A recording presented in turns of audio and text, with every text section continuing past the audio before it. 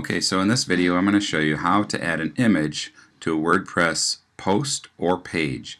In this case I've created a page, called it image, and it's just a blank page. If you go and click on view page, you'll see there's no images or anything there.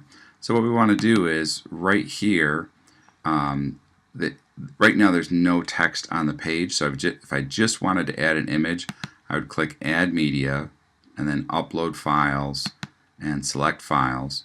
And we can go over here to pictures and we'll pick a little picture of my buddy here and click open.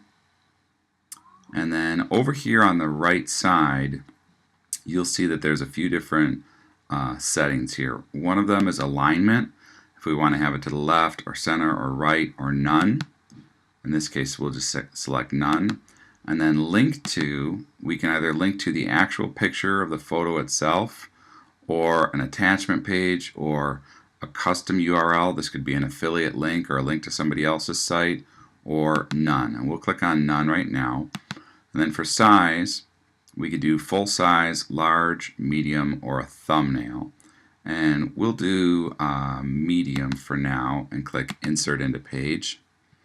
Now when we click on publish, we come back over here and we refresh the page, you'll see there's a picture of my little boy. Now that's how easy it is to add an image. Same thing works if we're using a post.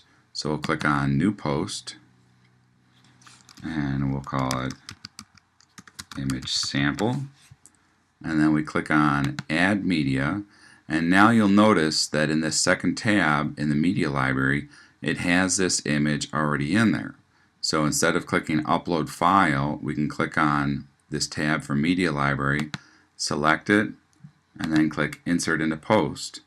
And now when we publish it and we click view post, you can see that image is in there. If you click on it, it'll show just that image up close, and it's actually a really large image, which is why it takes a second for it to load.